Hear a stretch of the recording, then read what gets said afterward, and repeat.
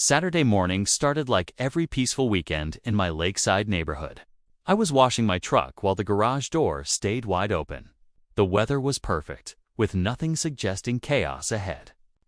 Then an expensive white SUV stopped in front of my driveway. Out stepped Beatrice Sterling, the strict HOA president, carrying a thick clipboard. She did not wave or smile before walking straight onto my property. Without introducing herself, she began examining my garage door from every angle. Beatrice informed me that my garage door was the wrong shade of brown according to updated community regulations and standards today.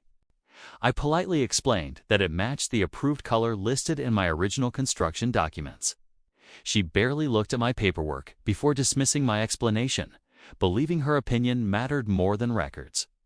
Before leaving, she handed me a violation notice demanding I repaint the garage door within 10 days. Failure to comply, she warned, would result in daily fines. I thanked her calmly and wished her a pleasant day. My calm response was clearly not what she expected. That evening, I carefully reread every HOA guideline I had ever received. Not a single page mentioned the specific shade Beatrice claimed was officially required. The more I searched, the clearer it became that something did not add up. Instead of arguing, I decided to follow rules exactly as written. The next morning, I hired a contractor to remove the garage door completely. If the HOA wanted to complain about its color, there would not be a garage door left to criticize. Several neighbors stopped to watch the unexpected removal project, and even the hired contractor could not stop smiling.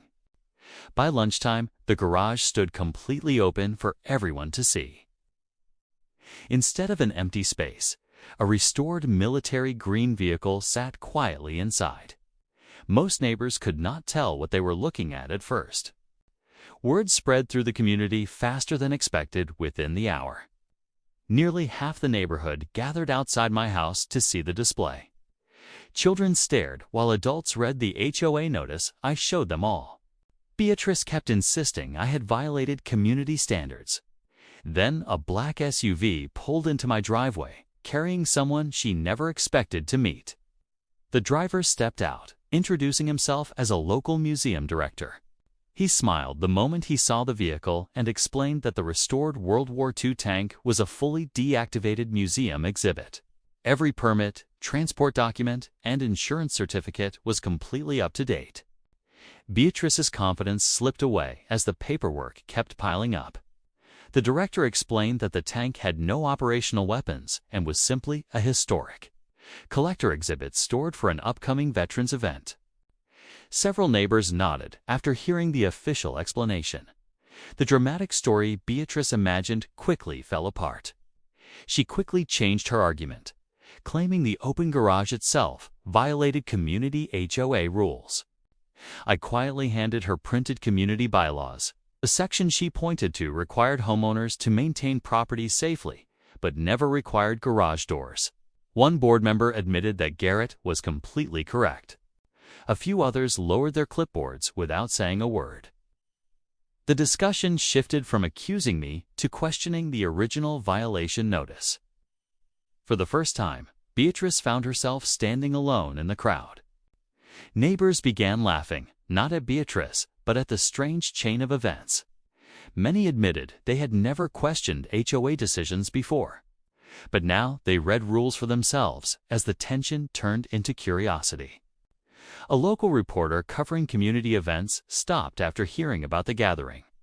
She interviewed the museum director about preserving military history, turning the conversation into education instead of drama. Beatrice quietly stepped farther away from the cameras. The director thanked me for helping promote the upcoming Veterans History exhibition, inviting everyone in the neighborhood to attend the special event next week. Several families immediately expressed interest.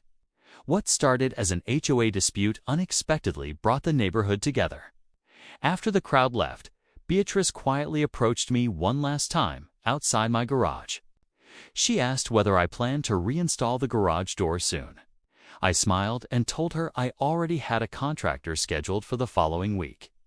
My point had been made clear without breaking a single community rule. A week later, the new garage door was installed in the exact approved finish listed in original documents. Even Beatrice admitted it looked excellent, and the unnecessary violation notice was quietly withdrawn completely. Peace finally returned to the neighborhood. As I closed the new garage door, I could not help but smile at everything that happened. Patience, preparation, and creativity proved to be the ultimate answer in the end.